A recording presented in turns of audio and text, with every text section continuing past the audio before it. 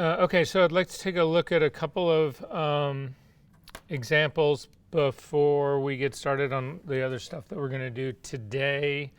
So we're looking at the pen tool work for the most part. So hang on one sec.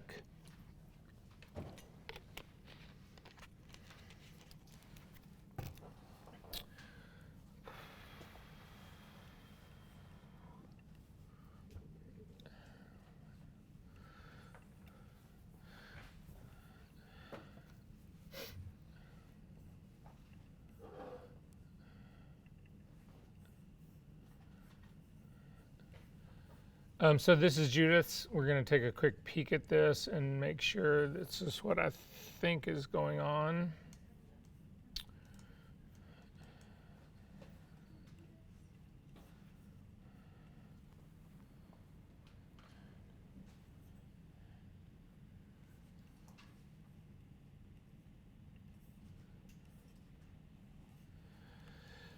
Yeah, so I'm going to zip in here and take a quick peek at this, and you can see some of these lines are slightly off a little bit. I mean, things are pretty close, and for all, again, if this was only being done tonally, it would be fine. If it was going to be done as a knockout, things might show up. But so anyway, I just want to show you options about how to refine this after the fact. So I'm selecting the white arrow, the direct selection tool, not the path tool, but the direct selection tool. And I'm simply going to click and drag across this, which will give me the points. The points will actually show up here. And I can go in and click on an individual point and see if this will allow me to control this any better, to sort of like get this line that's in here a little bit better. You can see when I do select that point, it turns blue, everybody else stays white. So all of the white ones are not going to move, they're not going to impact this at all. So it allows me to go back in and grab this control handle, and what I'm really trying to do is just tighten up this line that's right in here. So I'm going to click on this, and you can see I can sort of like move it down and stretch it out a little bit to better describe this line. So if we take a look at the difference in these two, this is where it was, and this is where it is now. And so you can go in and fine tune these things after the fact if you have to. You could also, let's say just for whatever reason, this didn't work at all, that we really needed another point in the middle here. The easiest thing to do at that stage of the game would be, again, to select this point and then just hit the delete key. It gets rid of the entire section that's between these two. Then you can hit the P key to get the pen tool, click on either of the points, and you can actually start to take off again and draw your line. If this control handle is screwing you up, like it's screwing me up right now, again, hover over the center, hold down the Option key, and click to get rid of that control line. And then you can come in here and you can start to build your path all over again. And I'm just going to continue mine straight on up.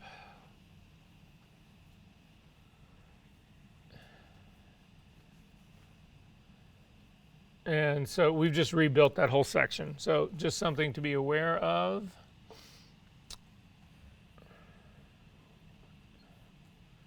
So this isn't really path oriented as much as this is workflow oriented.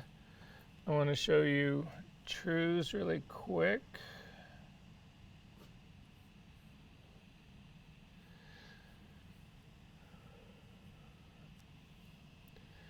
So in this case, what ended up happening is if we take a look at the path, this path is fine. There's nothing wrong with the path. But if you take a look at the layer right here, this is the layer, this Coca-Cola layer was the layer that actually had that outline on it.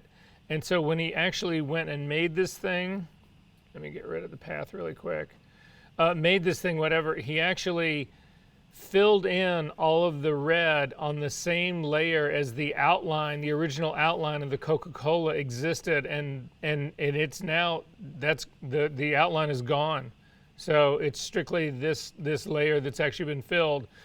So instead of doing that, if you were going to fill this guy, which is fine, hang on one second.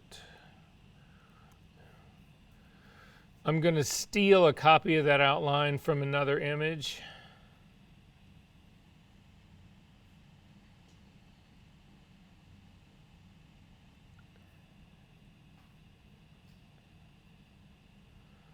So this is Judas again. I'm going to grab her Coca-Cola, the outline layer, drag it on top of True's, hold down the Shift key, and it will bring it into register. And now when I turn this line off, it's actually sitting here. That's where the outline is. I'm going to throw his fill layer out away. I'm going to go to his layer path. I'm going to click on that. It actually lines up beautifully with the outline. Control click to load this as a selection, but back in layers palette, instead of actually then filling this layer that holds the outline, you would simply add another blank layer on top. Set my color to red.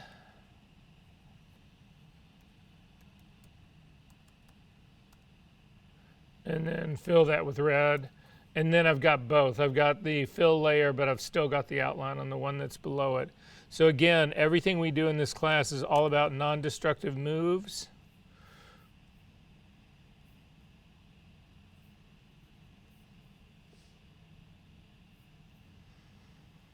All right.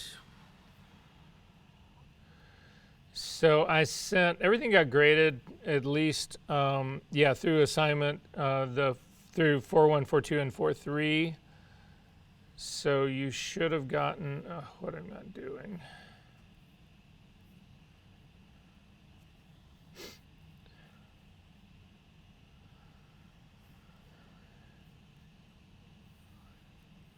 I'm going to take a look at Alex's 4.2.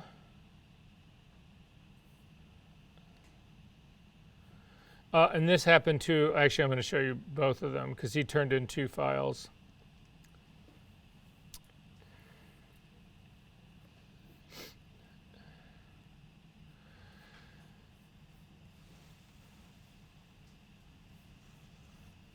So this was his original knockout right here, and you can see he's got the path on it, and then he's got the knockout layer, and that part's all done well. But then the composite itself, if you take a look at the composite, the path does not exist here. And so what he has done, and he was not alone, more than half of you did the same thing, is that you took the outline here that was, the knockout that had the layer mask on or whatever, you took this and you brought it over to the metal background. And when you did that, you orphaned this path. The path did not go with it. And so as a consequence, if this is your final composite, the path does not exist in here, and I see that as a liability. So your better move, you have 2 options here. The first option, your better move, was actually to drag the metal to this image. So if he'd just brought the metal image right in between these 2 layers right here, he would have had the path and the metal, the composite, the whole 9 yards. Everything would have been fine.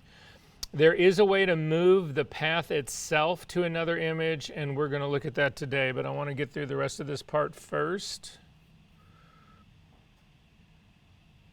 Did that make sense? Moving the metal to the face instead of the face to the metal? Okay.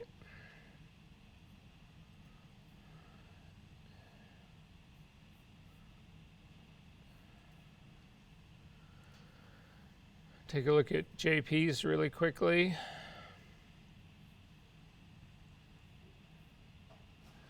So in JP, so what I end up doing here, again, in his case, he had it correct. He did have the layer mask. The path was created in the profile file, and then the metal got dragged over to this so that it's all in one.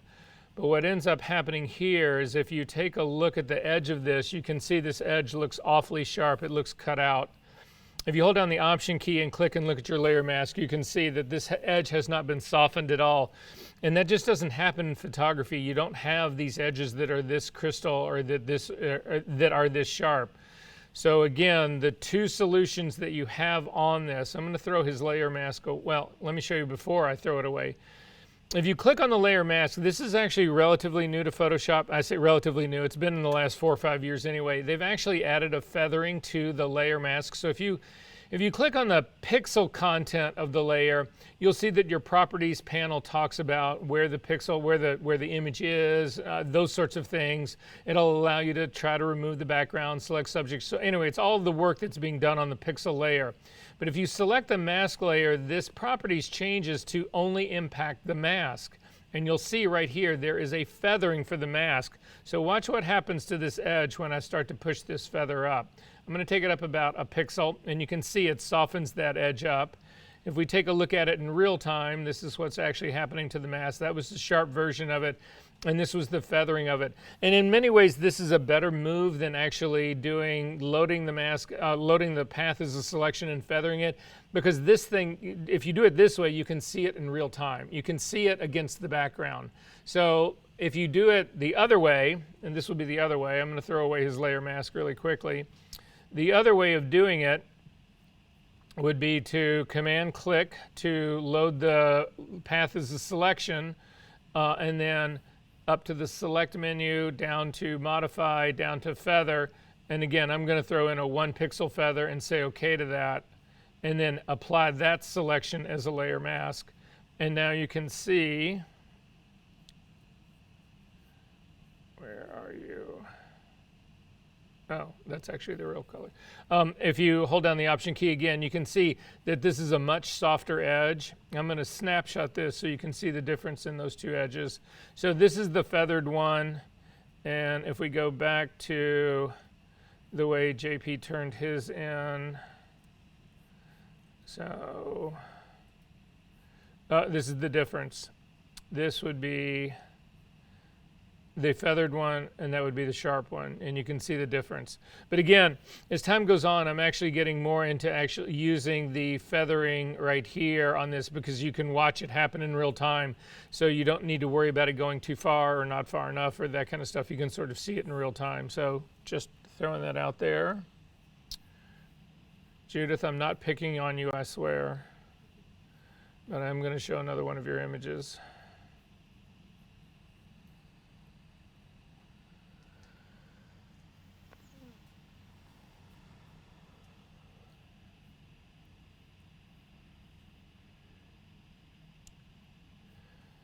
So in this case, we went too far in the other direction. So again, if you take a look at the layer mask itself, I'm going to hold down the Option key and click on it.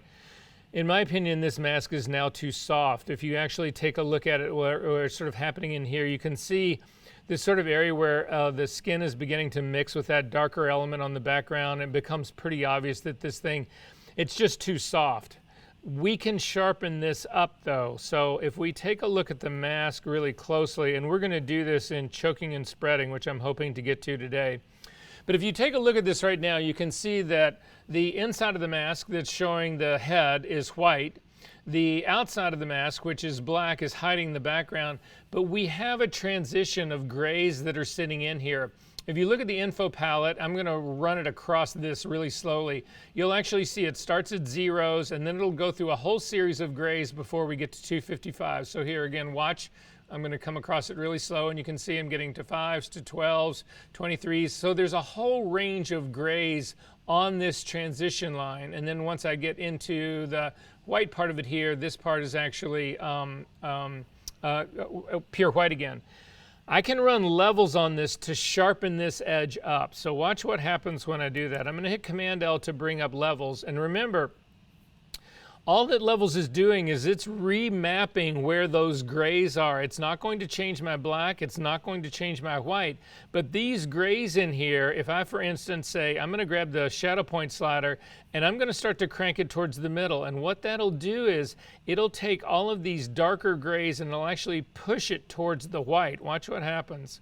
I'm going to take it this way, and it actually pushes it in because I'm saying I want all of those grays made black. Does that make sense, everybody, what just happened? If I undo that, I can actually take the white slider now and do the opposite. I can push everything out. So if I'm going to grab the white slider and take it towards the center, you'll see it's taking all of those grays and making them white, which is pushing this thing out. Finally, I'm going to hit Command Z to undo that. You can actually squeeze them both in from the side. So I'm going to pull the black up some, which tightens it up, and then I'm going to grab the white slider and pull it as well. And you can see I'm sharpening up that edge. I'm getting rid of the softness of that edge. So watch what happens when we do it in real time.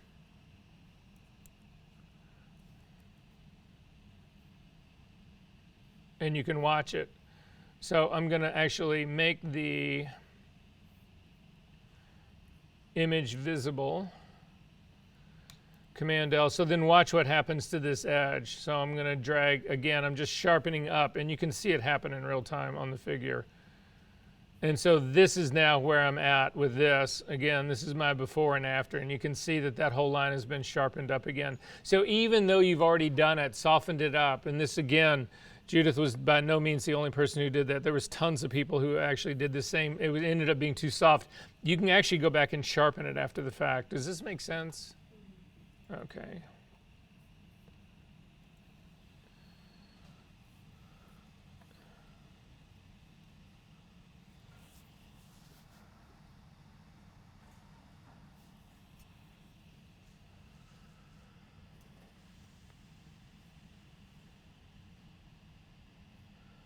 I want to take a look at, I think this is the one. Yeah, this has got to be the one that I'm looking at. Nope. Oh, never mind. That was the correct one. So this is Brianna's right here, and I just wanted to, you can actually pick up something here. I just wanted to show everybody kind of what's going on. Again, when I look at this, the mask is probably about the right amount of softness in here. But if I take a look at the layer mask by itself, this is what was created. You can actually see these points where the pen tool wasn't really used at its best. So you can see like this point right here, this shows me that instead of having, that this just came to a pretty much a simple point right here and then took off again as another straight line. This is, you know, faces are organic. This should all be smoother right here. You can also see this weird little divot that happens right in here. That would probably not actually happen in a real situation. So it's just a question of being able to look at these things. You can see the tip of the nose, the same thing is happening on that. That some of these things, again, the pen tool, it looks to me like the point is ending right here on the tip of the nose. But remember, the pen tool is really designed to describe these arcs. So you would never want to drop a control point right here at the tip of the nose, because that's either the peak of the mountain or the bottom of the valley here. You would actually put a point here on the edge of the mountain. If we, here, that's just...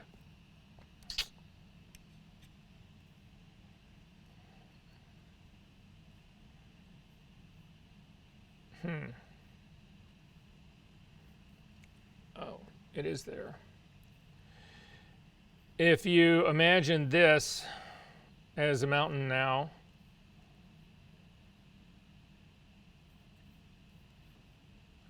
the point has gotten placed right on the top of the mountain. Instead, you would put a point on the side right here and the point on the side right here and use the curve to describe that arc. Then when you set a new point here on the side of the mountain, for lack of a better way of putting it, whatever, it won't show up as this bump. So again, it's just a smoother place to put it. So your points typically would always go on either the, they would go on the sides, they would never go on the point. And the same thing is happening right here, where this curve actually goes onto her forehead. There would never be a point right there. We would want to use the curve actually to describe that part.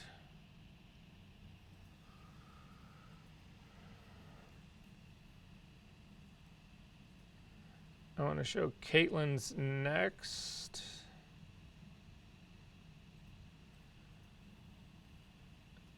So in Caitlin's, if you take a look at it really quickly, the work path is there. So that part was done correctly. If we zoom in really close, you can see that the edge has been softened. If we hold down the Option key and look at it, you can see it's actually pretty soft there. A couple of little bumps in there, but not the end of the world. But anyway, again, this was actually one that was, I thought, very well done.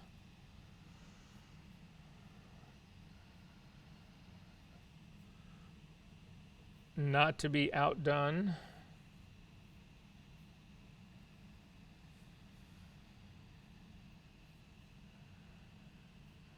Sophie's was the same thing. I thought extremely well done. Again, the path exists right there. And then we actually go in and take a look. And the edge of our mask is actually a little soft edge on there. That part's actually nicely done. Good job. And then finally, an interesting one. So, Jobella, do you do a lot of pen path work? Do you, like Illustrator, any of that kind of stuff? No? Is this your first experience really with it? Yeah. Wow. Well, you took it to the advanced level. You actually got into what we're going to get into today in part. So, anyway, let me show you what she did.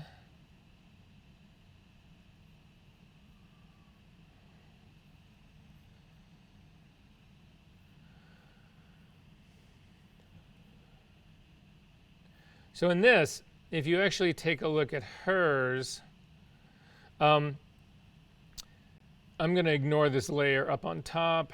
I'm just going to grab the background and drop it underneath the image and turn the image part on. Oh, sorry. I just made a copy of it.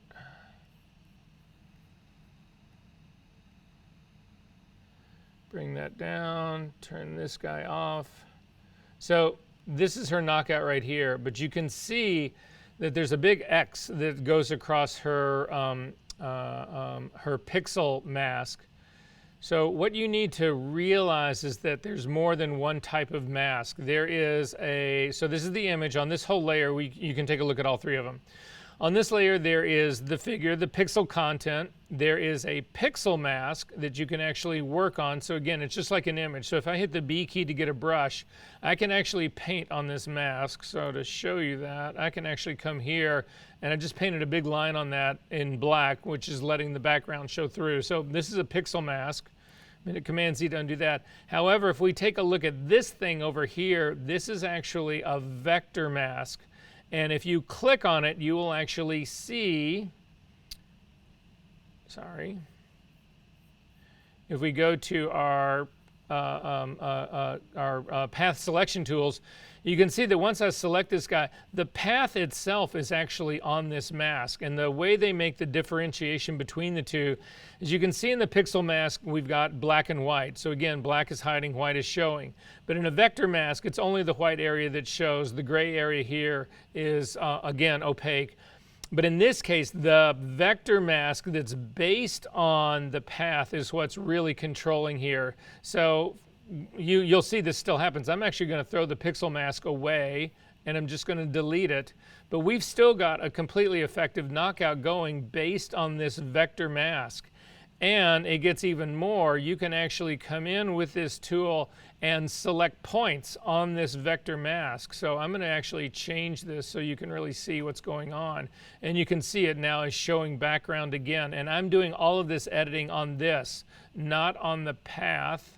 The path is still sitting here where there's no change made to it. Now this is a copy of the vector mask that I'm editing right here. But that's how we're going to get away with this whole mismatch of whether you bring backgrounds to bodies or bodies to backgrounds or to do all of that. But before we get to that part, I want to take a look at the very last grouping really quickly, and then we're going to do this all together.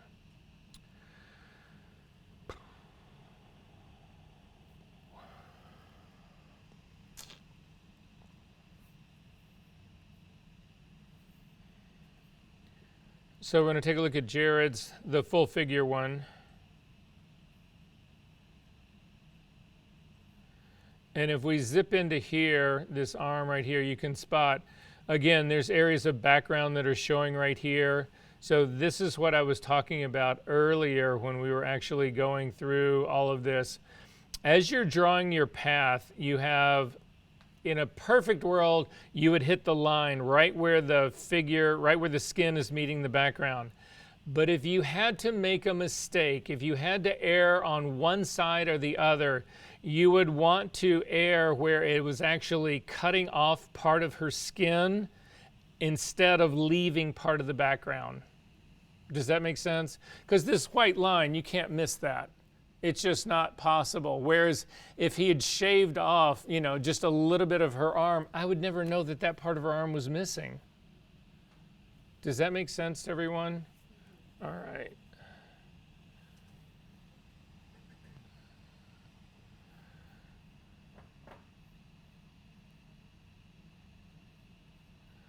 I want to show Alex's next. reset my workspace.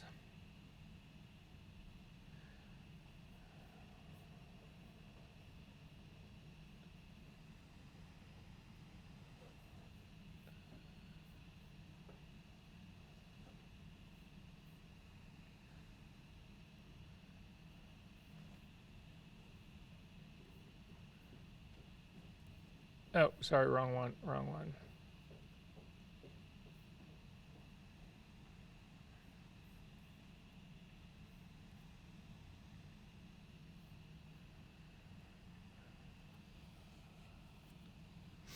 What's wrong with this image?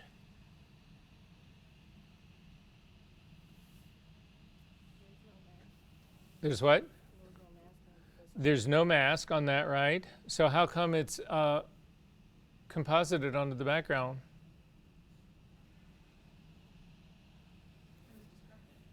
Say what? Exactly. This mask was applied. So he made a mask, he put it on this thing, but then he took it off, threw it away, and when it said, do you want to apply this mask? He applied it. How do you recover from that? How do you go in here and say, oh my God, I lost the second little strap over here, or I lost part of the foot, or whatever. How do you fix this? You can't. Does this make sense? This is what I'm talking about applying masks. So I'm going to open up another one really quickly here to just make sure everybody understands what it is I'm talking about.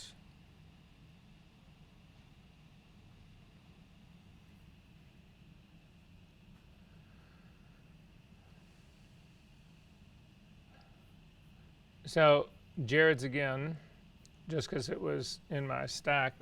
So you can see right here, if I hold down the shift key and click on the mask, there's all of the image, the original image is still here. The background, the shelf that she's got her arm on, all of that part is still here.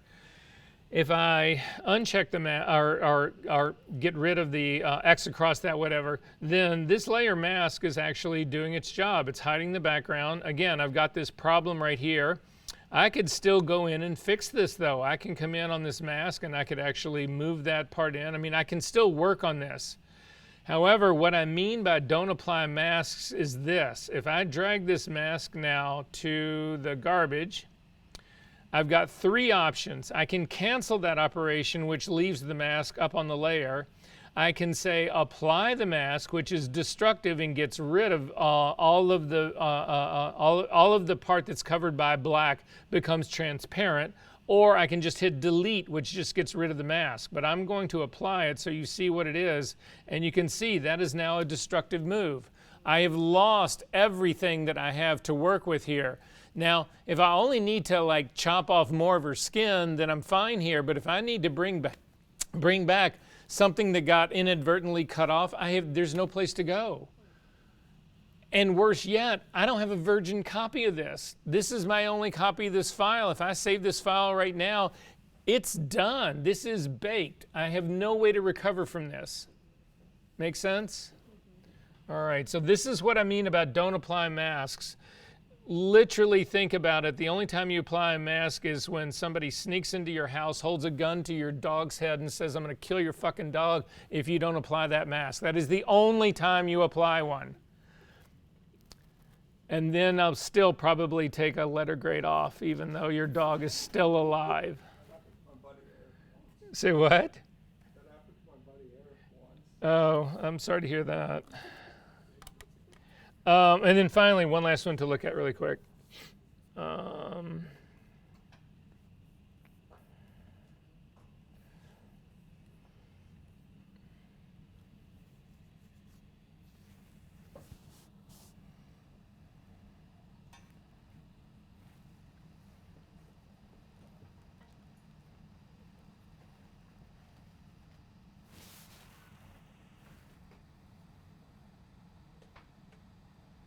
Michaela's really quick.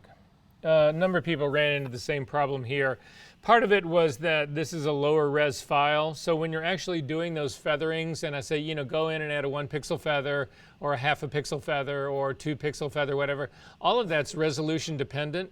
So if your image is really big, if you've got a really high res file, then that number is going to go up. If you've got a really low res file, that number is going to go down, because 1 pixel represents a very different thing in a really high res file than it does in a really low res file.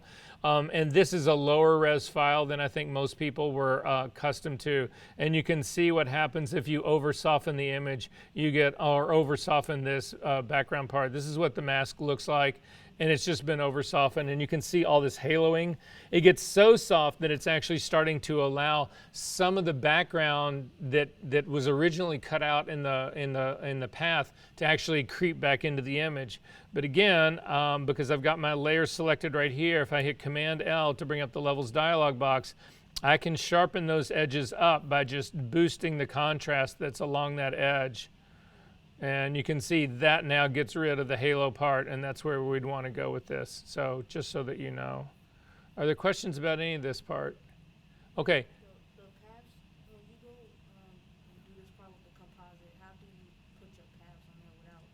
That's where we're going right now. Okay, so I want everybody to, if you will, grab the original profile. I just want to do the profile really quick because it's a very fast pen work to do this with.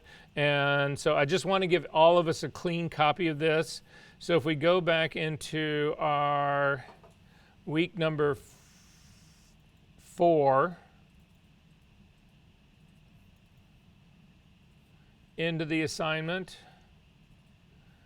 and you should be able to grab another copy of the profile. If you don't have another copy of the profile, it's just the profile itself, you can open up the file that you did and just throw away all the layers except for this profile part right here.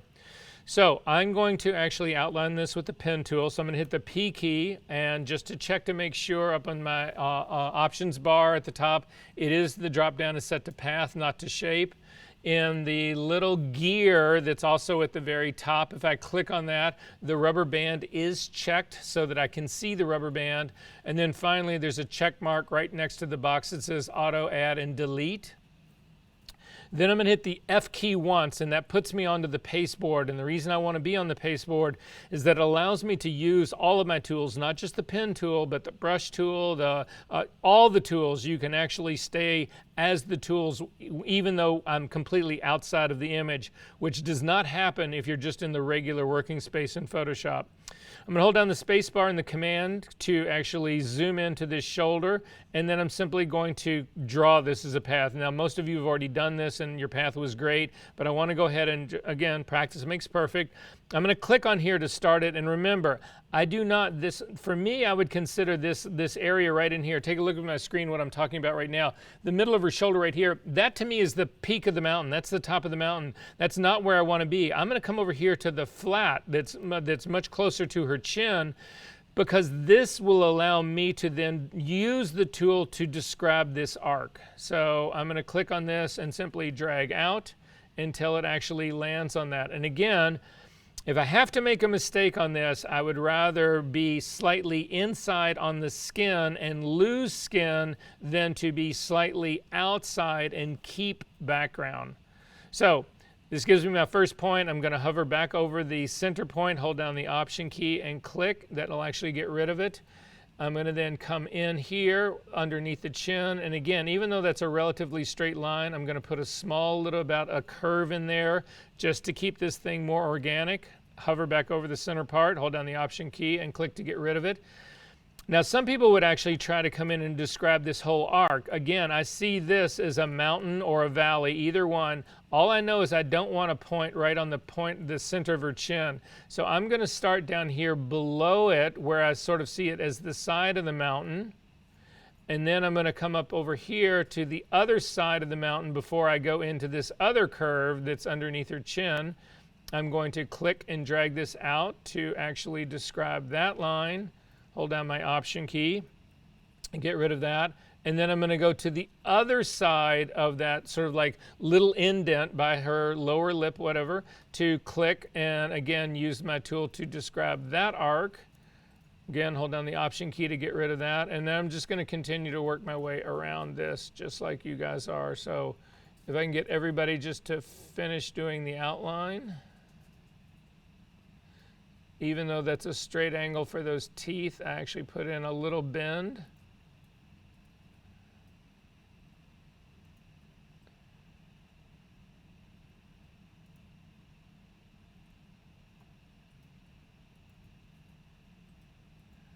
And the same thing here. Again, you want to avoid the tip of her nose as a point.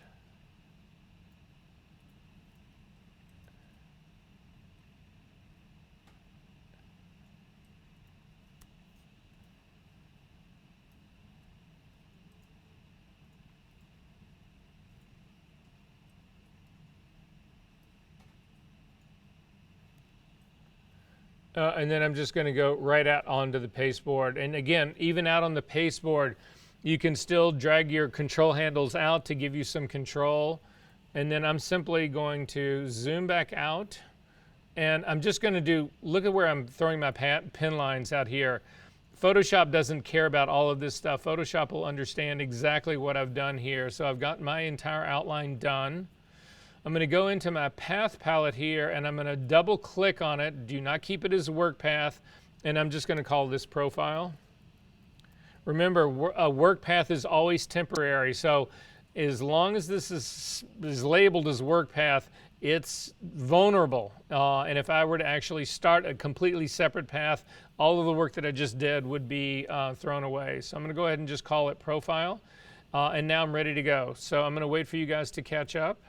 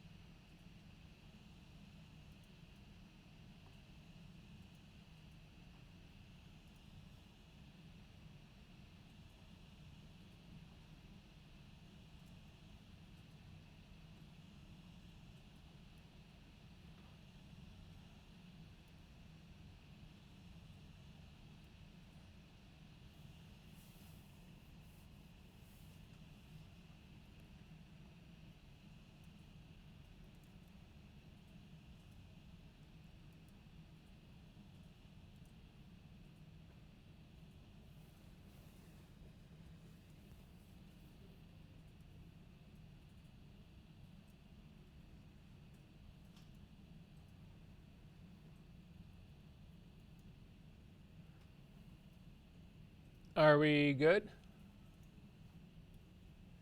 Okay, so I'm now going to apply this as a layer mask. Hover over the thumbnail of your path, hold down the Command key and click. It loads it as a selection. You see the marching ants. Go back to your layers palette. In my layers palette right now, again, I want to keep a version of this that I'm not screwing around with. So I'm just going to make a copy of my layer, even though I've got, oh, actually I can't do that, never mind. I'm going to hit Command D to deselect. I need to make a copy of this layer first. Otherwise it'll do a copy and paste, which I don't want. So I'm going to hit Command J now to simply make a copy of that. Go back to my path. Hover over the thumbnail of the path, hold down the Command key and click to load it as a selection, and come back and add this as a layer mask. So I can't see the layer mask, you know, it's not doing anything right now because again, I've got the exact same image right underneath it. But if you turn off the image underneath it, you'll see that you actually get this outline. If we take a look at it now, again, you'll see that it's a little bit too sharp. I'm going to, yes. Sure. Where did I lose you?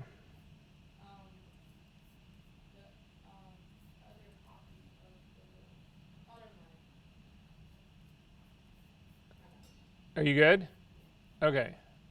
Let me go back then and do the same thing. So again, when I did this, I've got the bottom layer off, the eyeball off so that I can see the edge here. You can see that this, again, this edge is too sharp right here. So we could have actually done, loaded the path as a selection and then feathered it. But in many ways it's now better because they've added this feathering feature here to the properties panel that you can now do this after the fact. You can actually, so what I'm going to do is I'm going to leave it sharp as it is right now. I'm going to bring in the metal background and put it in place, and then I'm going to adjust the feathering so that I can see it with the background and see the two together and how they're interacting with each other. So to bring in the background, just go back out to the folder for your assignments, grab the metal background, say OK. So in this metal background, I'm also on the pasteboard here, so I need to be able to see both of my images at the same time. So I need to get off of the pasteboard. So hit the F key once again. You'll go to the black pasteboard and the F key one more time, and you'll get back the little stoplight parts that are up at the very top. Now, in this case, I've got the pasteboard, and the background, but the background is actually made up of a smart object that's got a smart filter on it. There's a gradient that's been applied to that, and then there's a shading that's actually been applied to the very top. So there's sort of a complex thing going on here.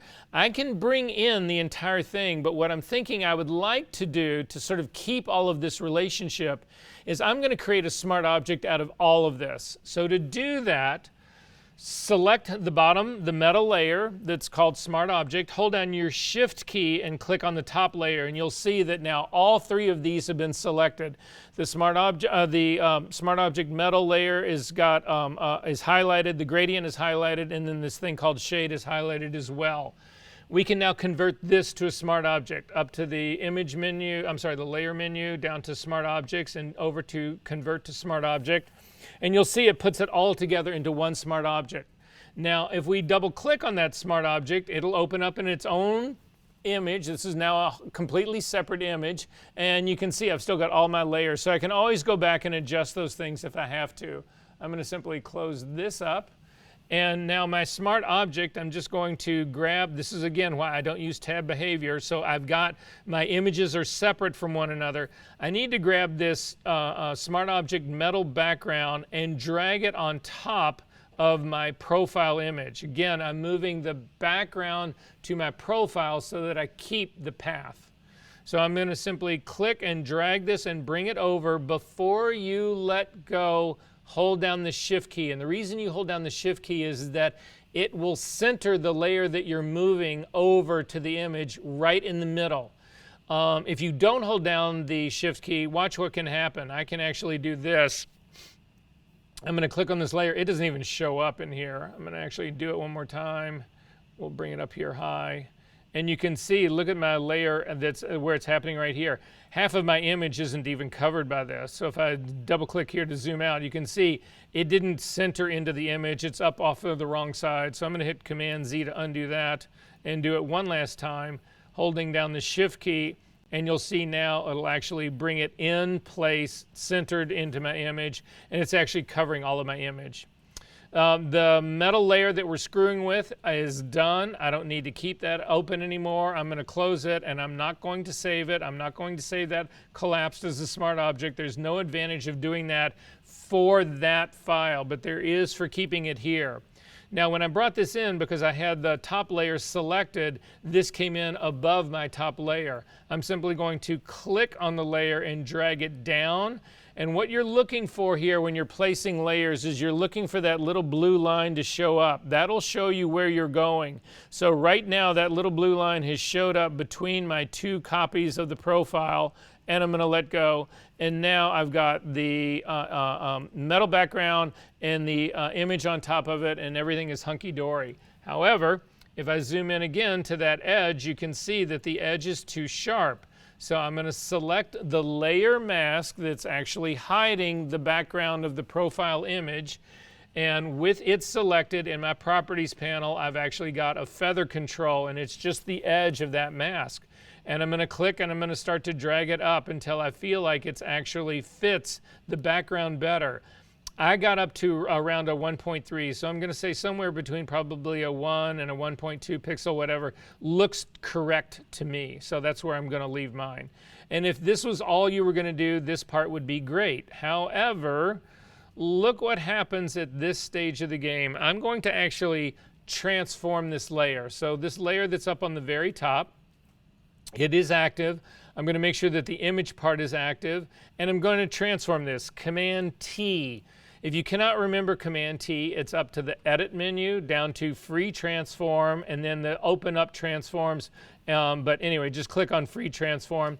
You will get Options panel up at the very top. And the Options panel that is at the very top, there is a chain link between the width and the height. That's what W and H stand for. If you click on that chain link, then when we change one, it will change the other, and they will stay in ratio with each other so that your image does not distort. It'll get smaller or larger, but it won't get wider without getting taller. So then I'm going to hover over the H, which is, you can hover over either the H or the W, it doesn't matter which one. You get the scrubby slider. I'm going to click on that. The scrubby slider is the hand with two arrows. I'm going to click on that and drag to the left, and you can see that it actually makes my image smaller. But you'll also notice that it makes the layer mask smaller as well. So again, it's still being hidden. That part is still being hidden. I'm going to go ahead and say OK to this. I'm going to click on the check mark. But look what happens now. If you go back to your path and you click on it to make it active, you can see that the path did not get transformed.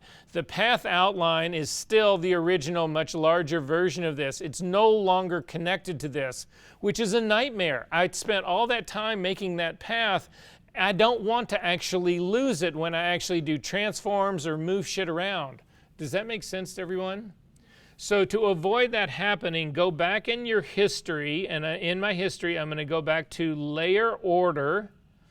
This brings it back to where the image is. I've still got now my metal background and the version of this image that's actually on top of it.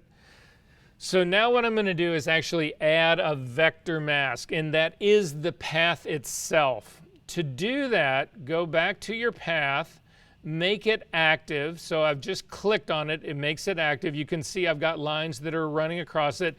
The reason I've got a path line that's running straight down her face right here is that Photoshop just realizes that it's an economy. It knows that I don't have to have the path all the way around in that huge pasteboard area. It knows that once I get out to the very top, on the very top of her head, that it just needs to complete the path line back to the original. So it does it in the most expedient way it can do it. So this is really the only front edge of her face is the only thing that the path is really doing.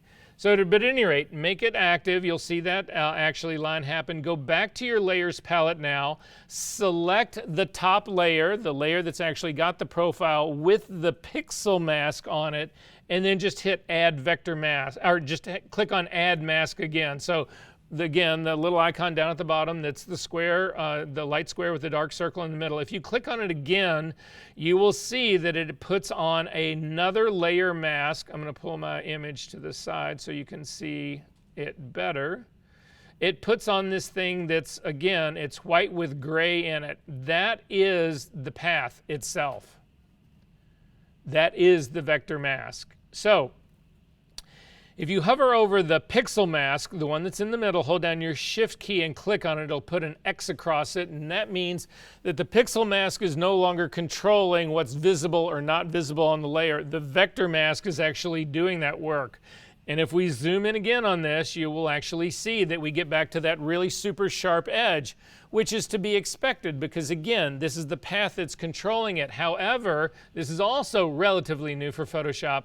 If you click on the vector mask itself, make sure you've got the little bars, or the little, the frames around it, the brackets around it, you will notice in your properties panel that you can actually feather a vector mask. Now, this is an illusion. To be perfectly honest with you, a path is a path is a path. There is no feathering paths. However, this gives you the effect of doing it. So I'm going to click on the feather, and again, I'm going to drag it up to that like 1.3, and you'll actually see it softens up that edge just fine, and so we're off to the races. More importantly is this, though. I'm going to double click on the hand to kick all the way back out. I'm going to then reset my workspace, so I'm going to just repark my layers palette back where it was. Now when I actually do a transform on this layer, so I've got my top layers selected, it's got both the image, the pixel mask, and the vector mask. I'm going to transform it, Command T. I'm going to click on the link between width and height. I'm going to hover over the height, and I'm going to drag it down to make it really small again. And now you'll actually see, I'm going to click on the check mark here, that if you click on the vector mask itself, we can actually go to the path palette. If I click on this, you'll actually see I've got two paths right now. I've got the original profile, the one that's at the top. This was the one that's the full frame version. But I've also got another one right now that is actually the vector mask version of this. And if you click on that, and then click on your, you say you want to, you click on the white arrow so that you can see the points, you can see that the vector mask has actually been transformed along with the pixel content and the pixel mask. And this is now still an editable path. Does that make sense? Are we good on that part? Finally, if you come up to the your file menu and come down to open and actually open up the metal background that we had before. So this is now the metal background. Again, I'm going to push it a little bit to the side. I'm going to select my profile again. I'm going to double click on it just to get it to be smaller again. I'm going to then go to my layers palette of the profile. So again, this is the layers palette of the profile. It's the smaller version of the face with the pixel mask hidden and the vector mask in control of what is visible and what's not. And I'm simply going to grab that entire layer, drag it on top of my metal layer, hold down the shift key to bring it in the center and let go. And now you've actually brought the image, pixel image, the pixel mask, which is also still in register, and the vector mask, which is the path. Then if you go to the path palette on your metal thing, you will see right here that you have got that vector mask, but it is a path. You can actually then copy this by simply dragging it down to the little icon that's at the bottom, the square with the plus in the middle, and create a copy of this. And I'm just going to rename that copy profile. And now I've actually resized my path. I've moved it to a completely separate image. And this is what you would want to do. Anytime you have a path, whether you use it or not, you attach it to the layer that you use to make it, and it'll follow you no matter where you go. Now, we can go back in. Let's say I really prefer to have the vector mask, not the one that's in control, but the pixel mask. If you hover over the vector mask, again, it's the white plus gray one that's all the way to the right. You can hold down the shift key and click on that, and it will put a black or a red X over that, and then you can click on the pixel mask, and now in this case the vector mask is not in control, but the pixel mask is, and I could go in and paint on the pixel mask or do whatever I wanted to do. Make sense? Are we good on this? Questions? You can close all of this up. You don't need to save that. You don't need to save this. Okay, I do want to go over zero selective color recap really quickly. So if we take a look at, because this was, I felt like we rushed this at the end. Go to class number 5 and open up your class number 5, and inside that is an assignment folder. And inside, that's not where I want to go.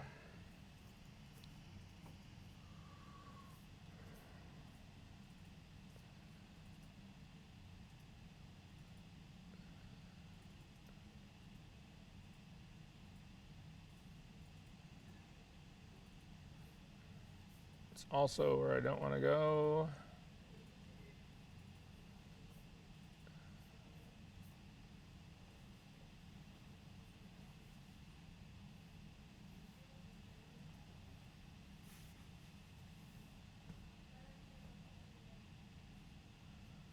Where are you? I am. It's in week 5, but it's in a different folder. It's in the folder with the 201000815. God, so it's in number 5? Yes. Oh, sorry, yes. So if you go to your session number 5, thanks, Sophie. Go to your session number 5. It's the folder that is 201008115 _ver _urban _02. If you open that up, there's 2 raw files in there. You can select them all because it's going to open the XMP files anyway.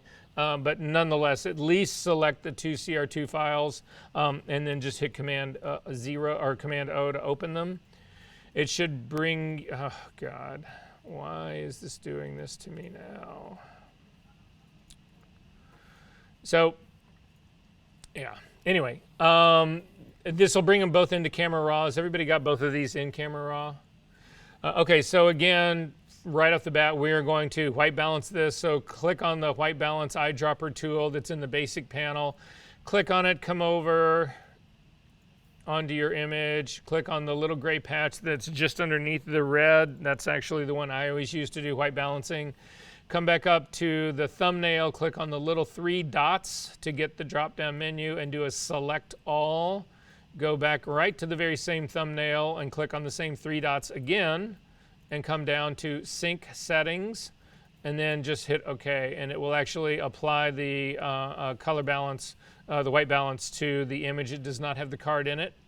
Then just select the card, the one that does not have the card in it. You'll notice that I don't have the border going around the one with the card any longer, and I'm just going to click on Open Object.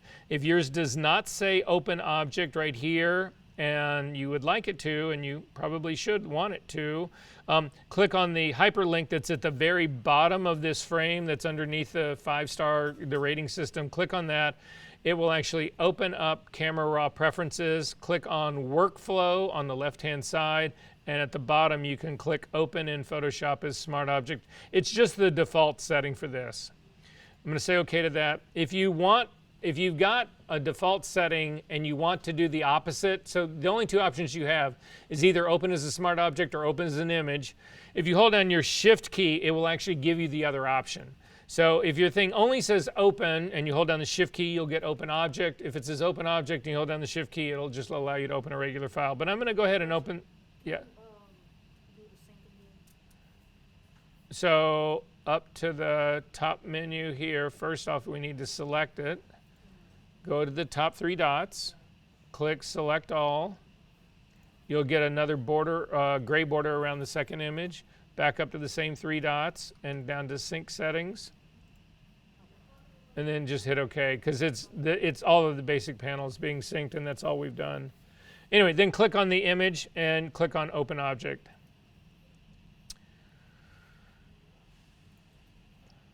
So we built an action to run 0 selective color. Did anybody not get that action and have it saved? Okay, so we're going to build it again, but this time save it. So to do this, come over to your Actions palette.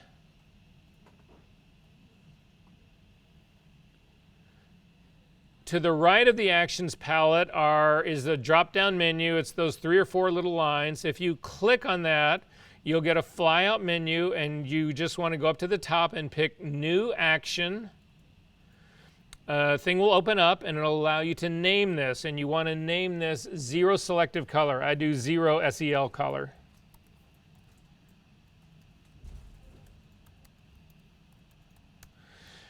Then in terms of the set, if you click on the set and drop down, if you haven't done any actions before, you're only going to have one set. It's going to be your default set, and it's fine to put this action in there.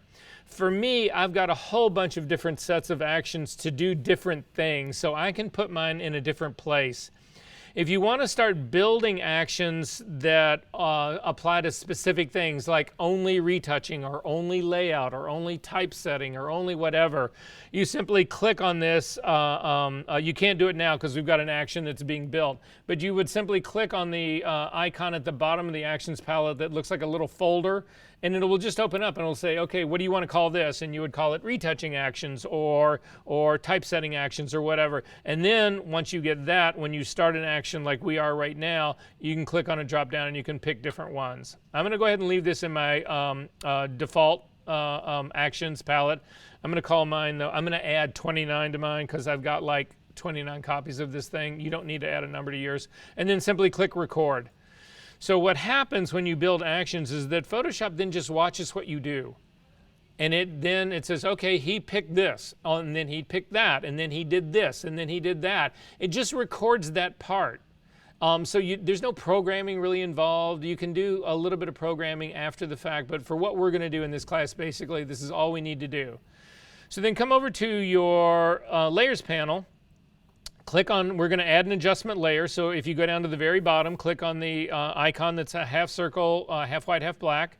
You'll get a flyout menu, and the first thing you want to add is a hue saturation layer on top of this. This is a hue saturation adjustment layer.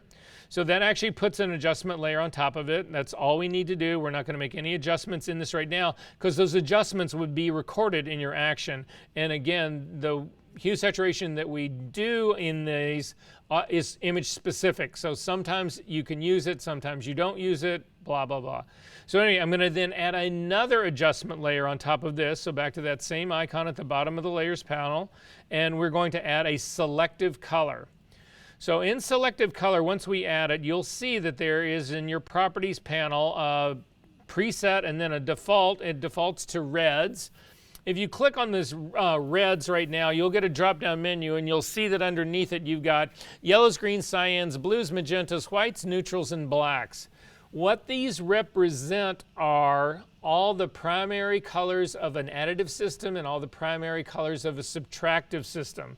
So you've got your RGB, but you've also got CMYK in here. That black is a K. You've got those in here as well. This tool actually goes back to the beginning of Photoshop. This is one of the oldest tools that are actually in Photoshop, and nobody uses it. We're not going to use it for the reason people use it. The reason that this thing existed would be when you would actually get on an offset press. So you're on this giant press in a giant press room with these giant plates. It's what they use to print magazines and newspapers and that kind of stuff, whatever. You would go in for a press check, and they would pull a proof from that press run, and then they would look at it, and you would say, the press guys would say, because they're only working in CMYK, but they could go in and they would say, you've got too much black ink in your cyan plate. So that you could go into this thing and you could actually pick the cyan plate and control the amount of black ink that landed into that plate. So it's really, really hyper-specific for people who do offset print work. And those people they've got a cult somewhere. They kill animals all the time. I mean, they are just a breed all of their own. They speak a language that no one else speaks. They work in a world of subtractiveness, not an additive. I mean, it's just they are their own. I bow down to them. They are like gods to me. I'm just like throwing this out here. They're a dying breed because nobody does offset stuff anymore, whatever. But anyway, if you find somebody who's really good at this, they're just, I'm in awe of them. That's all I can say. So at any rate, that's what this thing was meant to do. We're going to do something completely different with it. So what we're trying to do is just build an original mask. And so to do that, I'm going to click the reds at the very top. It's by default, it is clicked. If you come down, we are only going to move the black ink in this. But what this is now saying, what this would be for its intention would be, I'm going to grab this black ink slider and I'm going to drag it all the way to the right. And you can see what I've said is I want to add 100% black ink to the reds. And if you look at what actually happened to her face, you can see that her face took on sort of like, it's almost like her face got dirty here. It's added, what we've done is anything in this image that is red, and red is a large component of all skin, no matter what skin tone it is. You'll notice when we did our skin tone corrections, we were dealing with CMY, and I said the relationships are basically the same no matter what color skin you've got. They're just the opposite. So again, red is simply the opposite of cyan. So when we deal with this red part right here, it's also its counterpart or its complementary color, whatever, is cyan. So, but at any rate, what we've done is we've just said for this red component, we want to make it, we're going to fill that with completely black ink. And now you need to do the same for every single other color in here. So I'm going to pick the yellows, drag the black slider all the way to the right, and you'll see face got even dirtier because everything that was in the skin tone that was yellow, we just filled it with black ink. We made it black. Going down to the greens and do the same thing. Going down to the cyans, do the same thing. Going down to the blues, do the same thing. Then go to the magentas, do the same thing.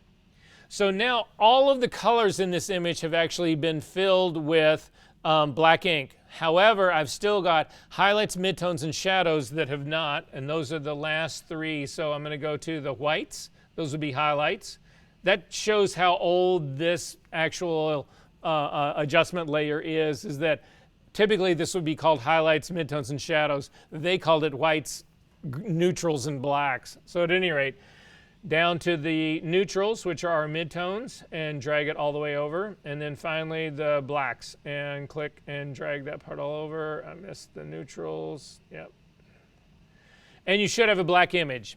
If you don't have a black image, if you've got something that looks solarized, it's because this radio button down at the bottom has been set to relative. You need to make sure it's on absolute. And you have a completely black image because everything, every color in here we filled with black ink, and every tone we filled with black ink. But now in order to create our mask, to separate this off the green background, well, first off, we're going to stop this right here. This is going to be the end of our action. So go back over to your actions palette, and if you look down at the bottom, you'll see there's a little red dot. That little red dot is telling you you are currently recording. You need to click on the little box just to the left of it, and that will actually stop your action. You should now, in your actions palette, have a thing that says 0 selective color. In my case, it says 0 selective color 29, because that's what I named it. You need to now throw away both of those adjustment layers. I'm just going to select them both and hit the delete key, and now you need to make sure your action works. To make sure your action works, you need to click on the name of it. You don't want to click on the first step. This will actually cause confusion. You want to click on the name of it, which is the parent of the action. You'll see, if you collapse the action itself, you'll only have just the 0 selective color. If you open it up, you'll actually see the steps of the action. So I'm going to go down and open up. The first one was make adjustment layer. If you click to open it up, you're going to see that it says, okay, create an adjustment layer. We're going to do hue saturation. We're going to leave it at its default preset. We are not going to do any colorizing for it. And then you go to the next step. So anyway, just to let you know that's what's happening. But select the very top, the parent layer of this. It says 0 selective color. And then the arrow that is at the bottom of the actions palette that's pointing to the right is how you play an action. If you click on that, it'll run through the entire thing. It built those things. It flooded all of those, all of the colors that we wanted to got flooded with black ink. The only difference in my case that's what's happened is that the radio buttons occasionally get confused here. And so in my case, it's defaulting to relative instead of absolute. But instead of rebuilding the action, just click on absolute and your image should be black. So has everybody got a black image? Okay. To now take the next step, in the drop-down menu, go up to greens, and instead of flooding the greens with black ink, we are going to drag that black slider all the way to the left. You'll notice as we start to go back that it actually will go back to 0. When you get back to 0, which is in the very middle of that scale, what you're saying is you don't want to touch the greens with anything. You don't want to add black ink to them. You don't want to subtract. But if you take it all the way to the left, what you're saying is you'll see that this is a minus 100%. In effect, what you're doing is you are filling greens with white ink. Does that make sense to everybody what's going on? Now sometimes, again, this is not a pure green on this background, and so to see what that actually means, you now need to select the hue saturation adjustment layer that's underneath. To get a pure green, we need to saturate this color more. So to do that, we've selected the hue saturation layer that's underneath it. I'm going to select the targeting adjustment tool that's right next to the thing that says master. I don't want to saturate my entire image. I just want to saturate the green background. That's all I want to saturate. So I'm going to select the targeting adjustment tool. Now, even though this image appears black and white to us right now, that's because of the selective layer on top. It's still, this hue saturation doesn't know that this is going on top. All it knows is that there's green underneath it. So it's going to be able to pick the green. If you now click, again, you should have the little eyedropper tool. If you click on your background, this will actually see that this changes now from master, which is all of your colors to be saturated, to targeting greens alone. Then you can use that tool. If you click and you drag to the right, it saturates that color. If you drag to the left, it desaturates that color. In our case, you want to saturate it as much as you can, but look what happens. If you take it all the way, you see the highlighting that's happening around her hair. This is a problem for me because the ultimate mask that I'm trying to create would be that her body would be black and everything else would be white, or the inverse of that, but that's the way that we're going with this one. So again, I need separation between the background and her body. So I'm going to make the body black in this, but if you zoom in and take a look at the hair right here, there is no way. I'm going to lose all of this super fine hair that's up in here. I'm going to lose all of that if I do this heavy of a saturation move. So I'm going to still stay on my green background using the targeting adjustment tool. I'm going to click and I'm going to start to drag back to the left. And I need to drag to the point that all of that fine, feathery stuff does not look separated from the background. And to be honest with you, I get all the way back to 0 saturation on this. So in the case of this image, I cannot make the saturation of the green anymore, because what's happening is that there's spill in her hair, and the spill is saturating even more than the background is. Does that make sense, everybody, what is going on here? So in this case, the hue saturation doesn't help me, but in other cases, it is an enormous aid to you, because again, I'm trying to get as much separation tonally between the figure and the background. So in this case, this is as good as it's going to get.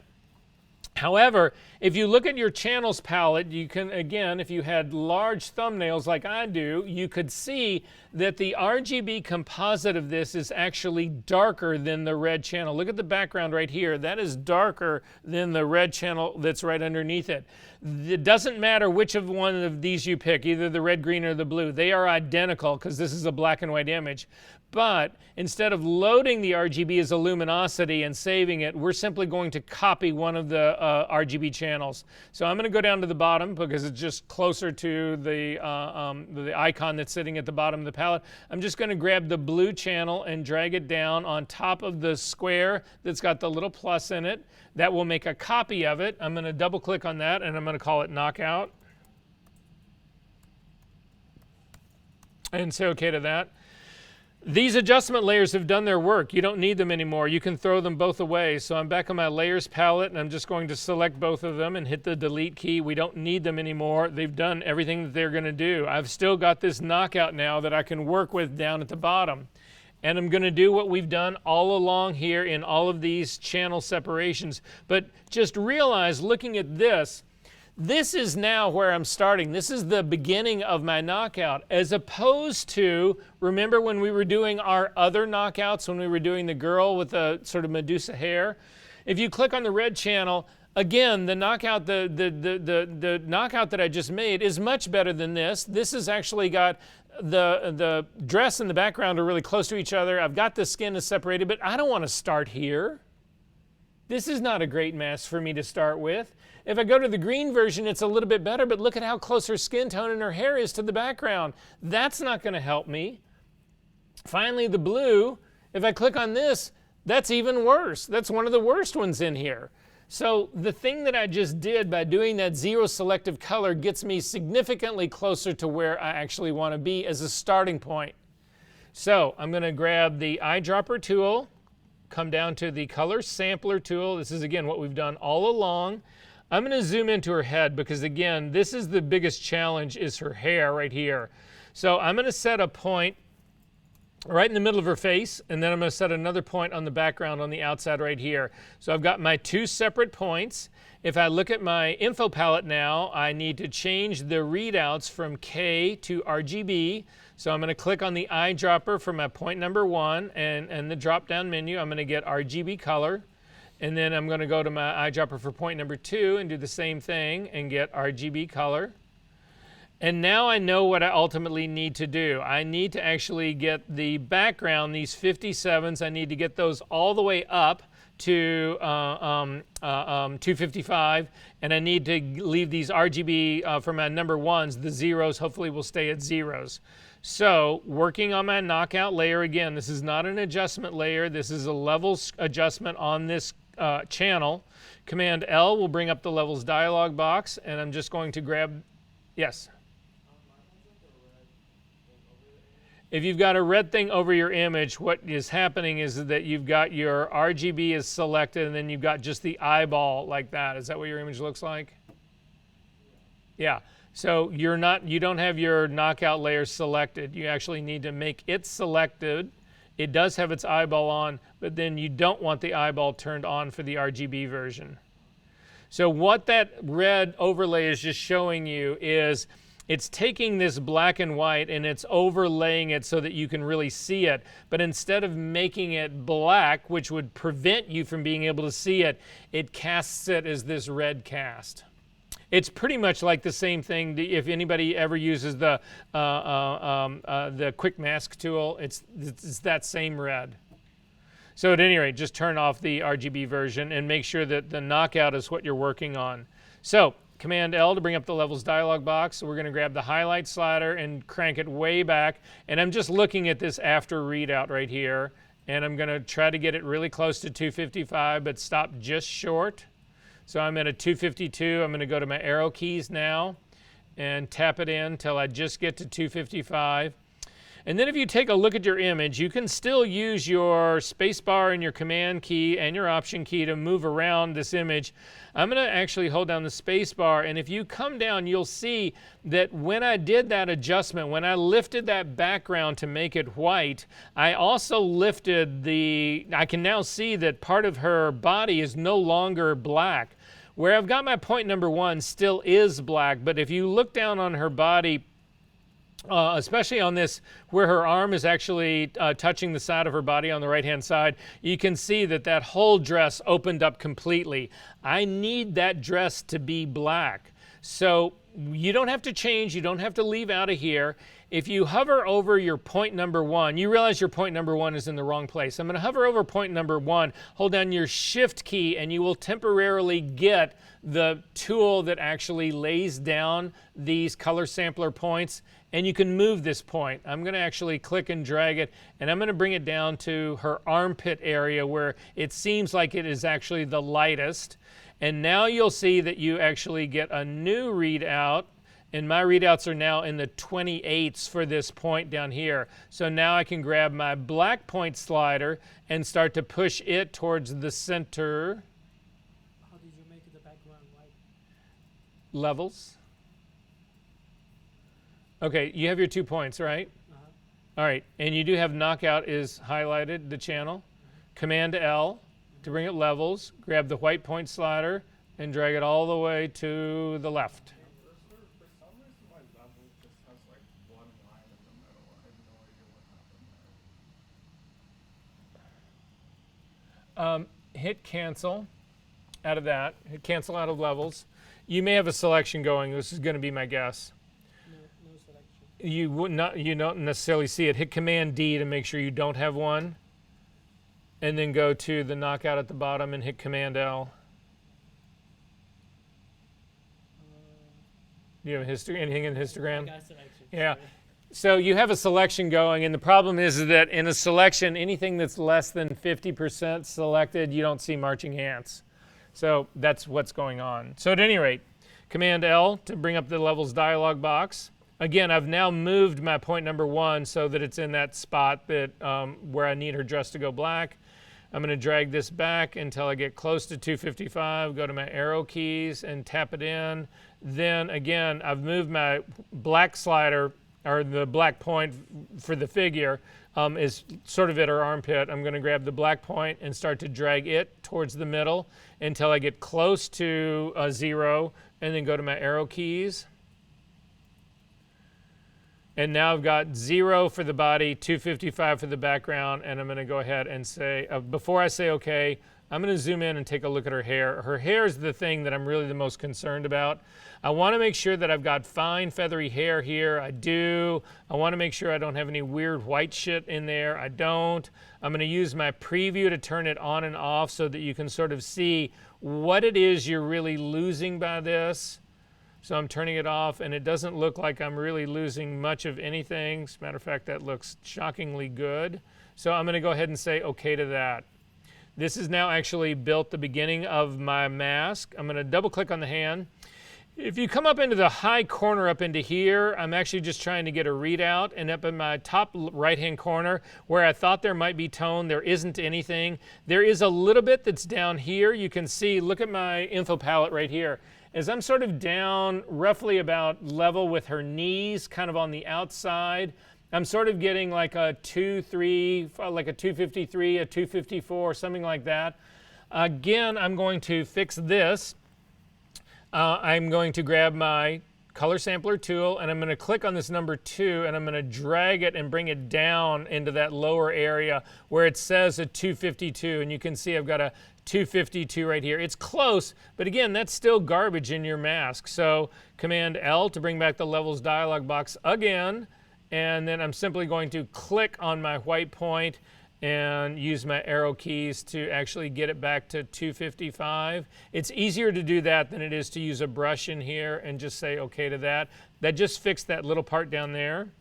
And then finally, I need to get her shoes done. And to do her shoes, we are not going to work on the knockout. We are going to go back up to the RGB channel. So go all the way up to the very top of your channels palette.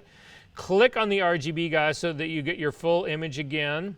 Zoom into this foot, and we are going to outline her feet using the pen tool. The P key, I don't need to start above. As long as you can start where it's actually green on that solid green background, you don't need to worry. So I'm going to start just below the buckle, and I'm simply going to pen tool this out. And you guys can do the same thing with me.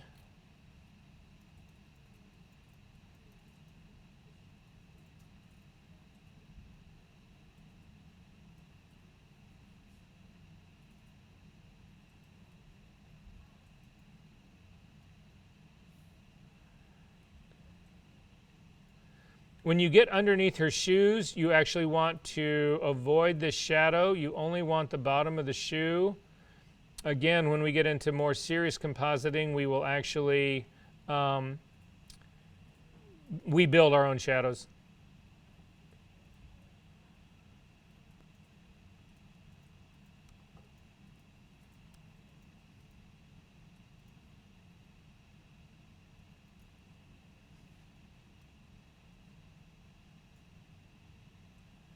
And then when you get up right underneath the strap that's running across, you can just complete your path.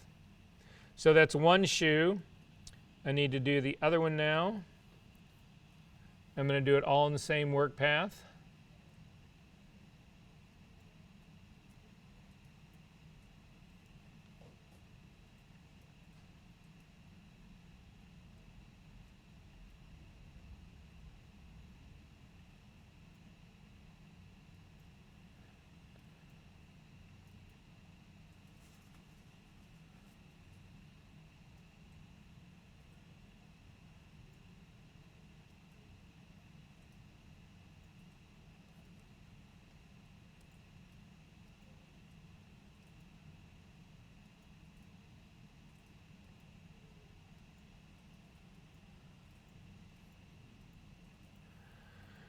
And then immediately go to your path palette and double click on the word that says work path and name it shoes.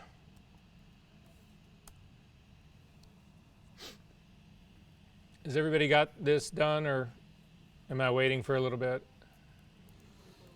Okay, take your no, don't take your time, but I'll wait.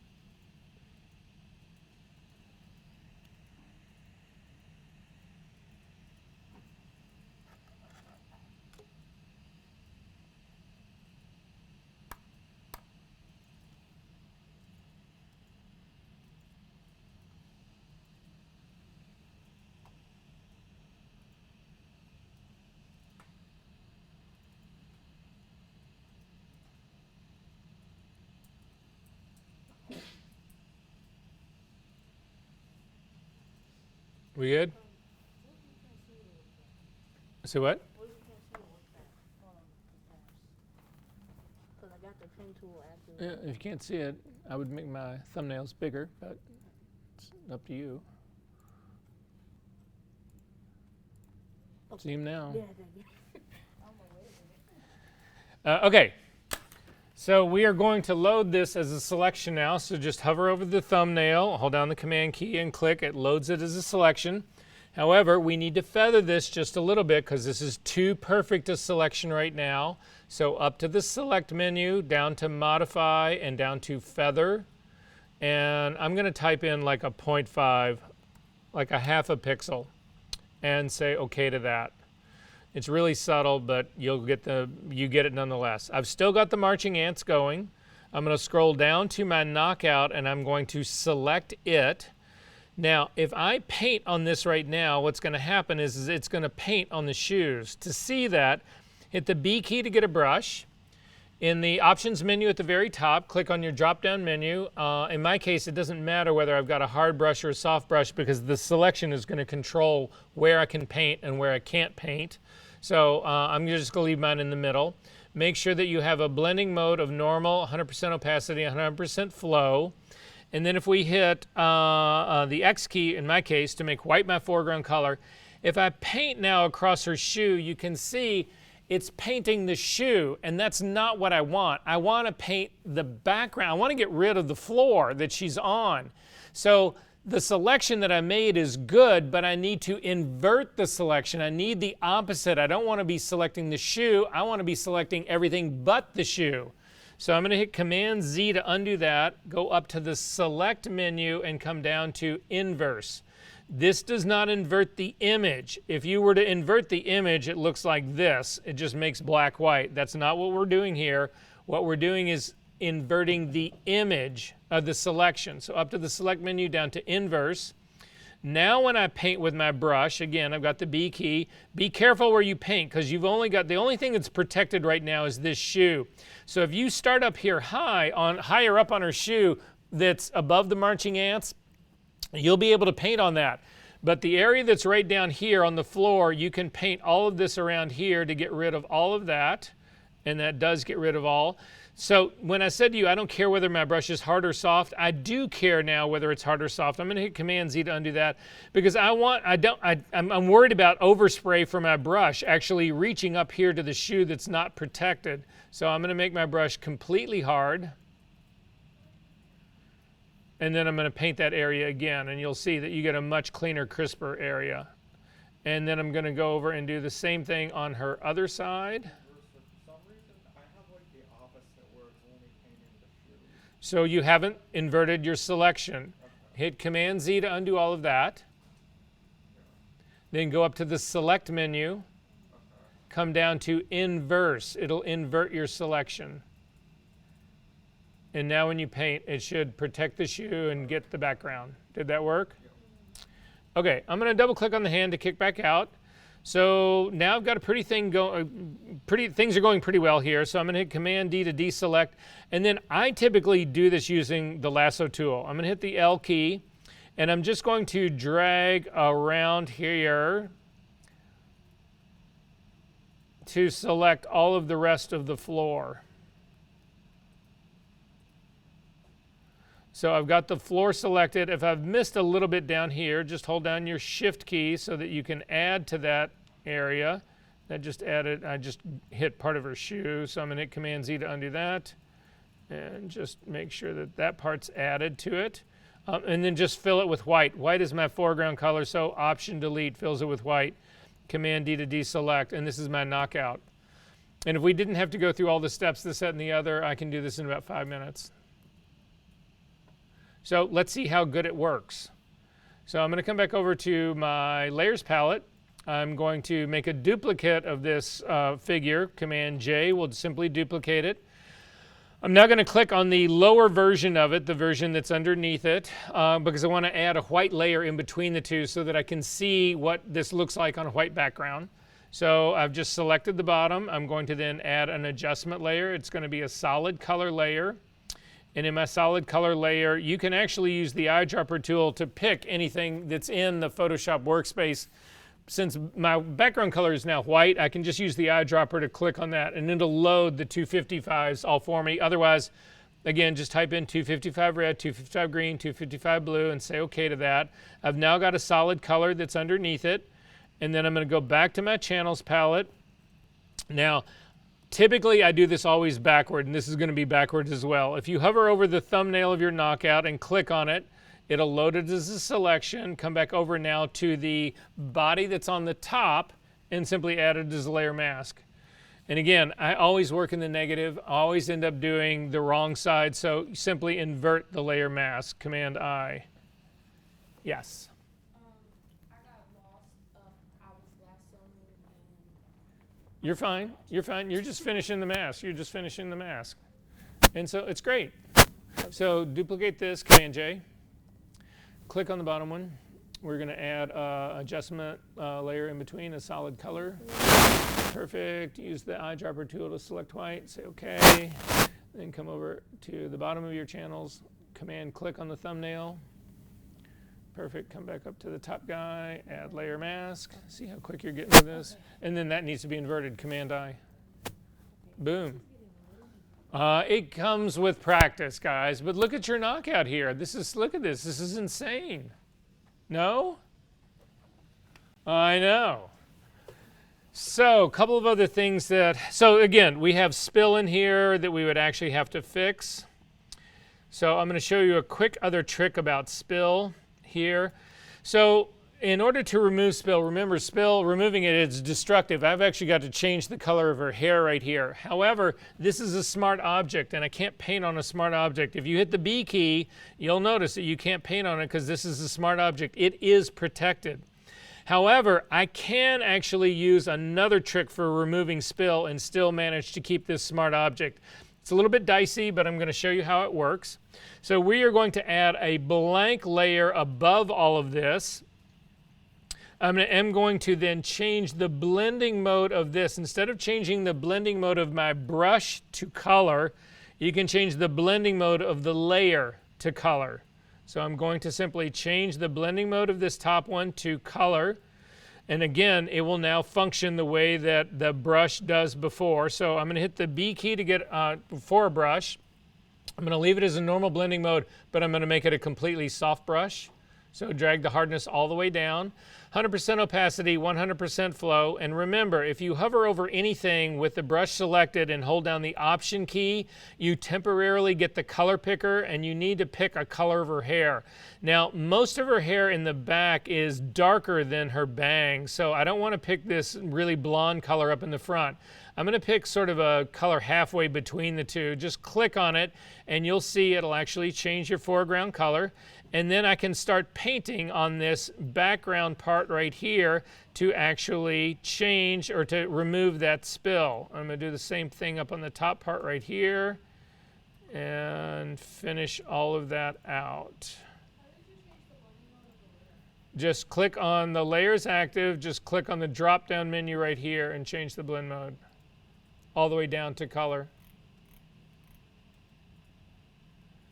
Did that work? Okay. Now, this is a little bit deceiving because the truth of it is that if you turn off the color fill layer right here, you can see where you've actually done that destructive move on all of this. I want this only to be happening to her hair. So in order to do that, you can do what they call a clipping mask. And what a clipping mask means is that if you take a look at my layer stack right here, there's a mask that's controlling what we see. It's controlling what's visible in this layer. You can go ahead and turn off the very bottom layer as well so that we can just see what's going on in here. So the mask here is controlling what I actually see. If you hold down the Shift key and click on the mask, you can see it shows everything. Click on it again, it goes back to this. However, I don't want this brown to be anywhere except actually on the image. So if you hover your cursor between the layer that's removing the spill and the image, Hover your cursor right between the two and hold down the Option key. You'll see that your cursor changes to a square with a little arrow that points down. If you click on that, that is called a clipping mask. You'll notice that the color spill removal layer just got pushed over to the right. It's got that same little arrow icon that's pointing down, and now what is happening is that this layer mask is controlling what I see on the image, but it's also controlling this layer because this spill layer got clipped to the image. If you hover over that same area again where those two are touching, hold down your Option key, and you'll notice now that you get that same icon except that there's a slash mark through that little arrow. If you click on this, it will actually unclip it and it'll go back. But in our case, we do want to, I'll go ahead and clip it here, and that's how it's actually going to be. And then you can turn on your white guy. And again, take a look at the quality of this knockout. People pay thousands of dollars for this shit, and you guys just learned how to do it. I mean, look at this. All of you, take a look at that hair. Take a look at the edges. You should just be jumping up and down with joy. So, well, none of your peers know how to do this. Yes? Can you repeat all that? I'm sorry. Where did I lose you? The layer, I got the layer. Okay, you've removed the spill, right? No. Still Okay, you've got the blank layer. All right, so you're going to click on this drop-down menu right here, all the way down to set it to color blend mode. Nope, that's luminosity. okay. Color. Okay. Yep, right there. Hit the B key to get a brush. This has not been color balanced. That part didn't happen, but that's beside the point. So zoom into her head.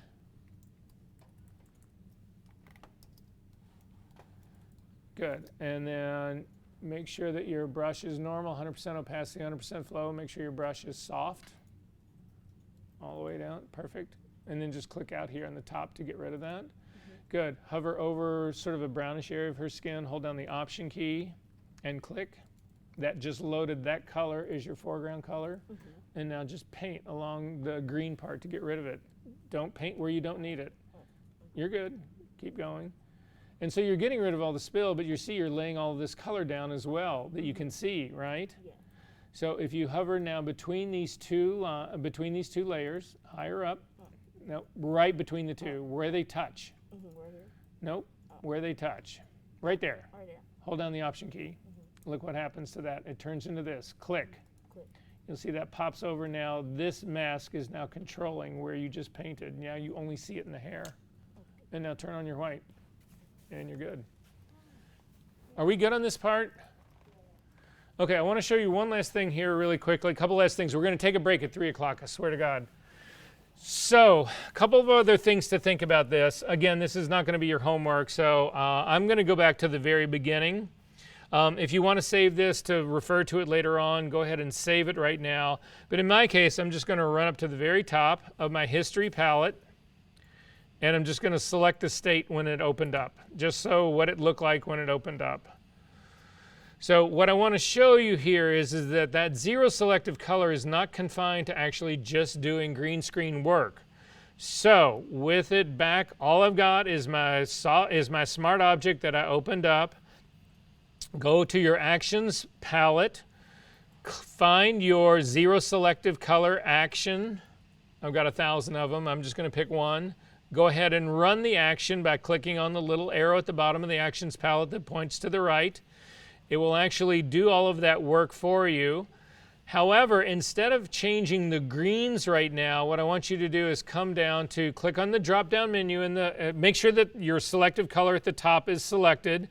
Also make sure that your image is completely black. If it's solarized, again, click on the absolute radio button, not the relative one. But instead of green now, I want you to come down, click on the drop-down menu and come down to whites. And then take the black slider, the black ink slider, instead of having it at 100% positive all the way to the right, go all the way to the left. What do we have here? We've got a highlight mask. If you come over to your channels palette and grab the blue channel and drag it down to make a copy of it, sorry, click, you have to, and you can't click on the, if you've got the selective color layer selected, you're not going to be able to copy the blue. Make sure that you select the image underneath it and then just drag the blue copy down, or the green or the red, doesn't matter which one. It'll make blue copy, and you need to rename it and call it highlight mask. And say OK. Go back to your selective color, drag the black slider all the way back up again to make your image entirely black. Click now on your drop-down menu and come down to the blacks and grab the black ink for the black color and drag it all the way to the left. Again, select your smart object at the bottom, drag a copy of your blue channel down again. This is actually now a shadow mask, and you need to rename it that.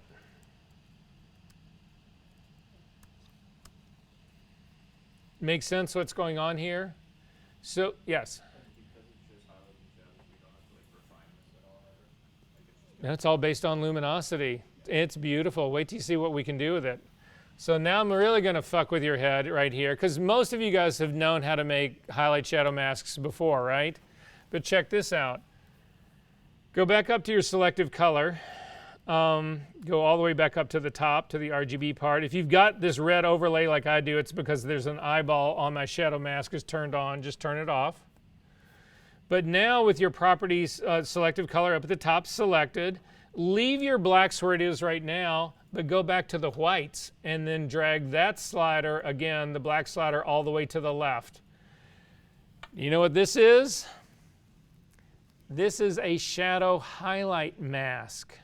If I use this on an image to control what is changed, my highlights on this are light, my shadows on this are light, my midtones would be protected. So anything that I do here will not change the midtones.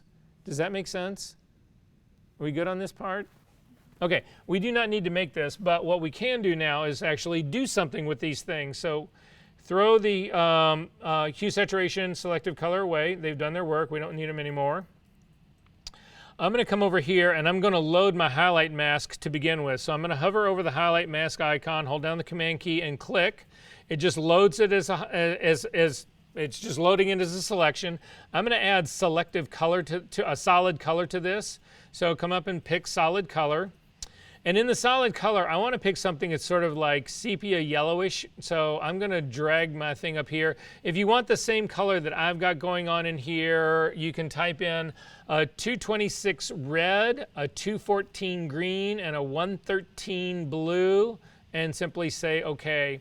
And you can see it puts like this color wash on her face. However, this is a solid color that's been laid on top of that. I simply want to colorize. I want to make her, the skin there, a little bit lighter in that tone. So change the blending mode from normal on this to color at the down, so all the way down to the drop-down menu. And now you can see what I've done is I've just colorized the highlights.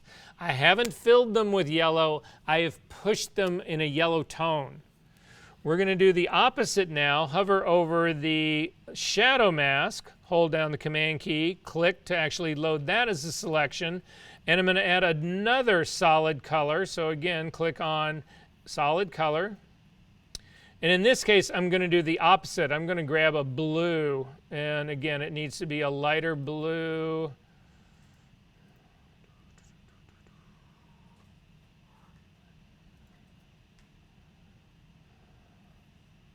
Yeah, if you want the same tones that I've got in here, it is a 82 red, a 109 green, and a 164 blue, and say OK. And you can see it's sort of like, again, it's put in, it's made this solid so you don't really see it. It almost looks like it's solarizing as well. Change the blending mode again of this top layer to color. Now I've actually split toned this image. Then you say to yourself, well, okay, Verser, yeah, that works, but that just changed this. I really just wanted a tint in here. You've actually made the dress blue. It's just the strength of it. Come over to the blue layer that we're doing, grab the opacity slider, and again, I hover over the word opacity, you get the scrubby slider, and just start to drag this down so that it is not as extreme as you think it is. This is how you can split tone an image. Split toning, classic darkroom 101. Split toning, highlights warm, shadows cool. Boom, we just did it and didn't have to think about it. You're not in here trying to paint highlights. You're not in here you just made the selection of the highlights. It was so easy. And the selection of the shadows, also easy. Are we good on this part? One last thing I want to show you, because I got 5 minutes to do it. You can get rid of both of those layers. A lot of you had questions about color range, and we had gone over color range, albeit quickly, but we had gone over color range before, so I just want to look at color range again really fast. So again, I've gotten rid of everything. I've just got, this is how my image actually opened up. I'm not even going to keep, I'll keep my shadows and highlight masks. So you can do the same thing using color range. So if you come up to the select menu and down to color range, you will actually see if you, well here, let me get mine the way you would be. If you have your preview set to none, then what you get is a little thumbnail inside the color range dialog box, and then your image looks exactly the way your image looks. However, if you click on the drop-down menu for selection preview and you do grayscale, then your image becomes a very large version of the thumbnail of the preview. And then in your drop-down menu up at the very top, in terms of what you're selecting, instead of doing selected colors, you can actually select highlights. And this is what Adobe thinks Adobe thinks that these are your highlights. However, you have control over this, over the range of this. Right now, what this is saying, your numbers may be different than mine, but right now what it's saying is that anything that is a 190 in tone up to 255, we are going to select. You'll notice if I start to drag this number up that this range is actually going to get narrowed down. If I drag this down, then it actually is going to open up considerably more. So you get to really determine what are highlights and what aren't. That's something that doesn't happen in zero selective color. That's all based on what Adobe thinks is a highlight. You also have a fuzziness range here. This will actually allow you to move further away from that 201 range, 201 to 255, or choke it up tighter, make it actually a smaller, tighter range right here. So this is another way to actually build, again, a highlight mask. You can then do the same thing with shadows. You can actually, this would be your shadow mask. Again, you can control the range, all of that stuff. And then there's also midtones, which we have as well. Are we good on this part? Are there questions about this part? This is also, if you go back up to the very top and pick sampled colors, this is where you can actually select the green. So again, I would select the green. This is the green background selection part right here. This makes a pretty good beginning mask for me if I take a look at it. I've got a fuzziness of around 145. I'm going to go in and check the edge of this hair and just make sure that that part's actually going pretty well in here. So I'm going to drag the fuzziness down. Actually gives me a little bit better. So around a 100 gives me something a little bit better. As I zoom back out, if you feel like you need more areas of green, like if I'm looking at this green up in here, if I feel like it's not been selected well enough, you click on the plus eyedropper, and then you can actually literally drag across this area up here in the top, and you can see that was probably a mistake. Command Z to undo that. I'll just click in this area. Yeah, and it'll just sort of add to it. And then I can say OK to this, and now it just gives me marching ants. And then I would save this selection. So up to the select menu, down to save selection, and we'll just call this color range.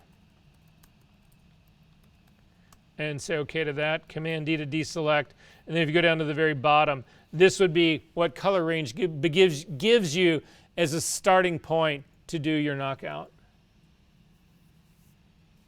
Are there questions about all of this? Yes? Obviously, it depends on like the different like images you do, but what do you think is the best like way to start masks? I always go after zero selective color, always. So for the assignment we had, because you had us do it a few ways and then select the best mask to get Yes. the spell. Yes. What exactly, which file do you want turned in, or do you want multiple? So typically you would do all three versions in a single file. Okay, because I just have one in a separate file. Is that okay, or should I? If you have three separate files, just turn in three separate files. Okay, I have two separate files, so I'll turn it over. Well, just, yeah, as long as I know what it is, as long as I know that you've done all three versions of it regardless, I'll figure it out. Okay. Are we good on this part, guys? Okay. I've got, let's call this 3 o'clock. If we could do a hard 10 here, 3:10, be back. We got a lot to get through today. You can close this up. You don't need to save this.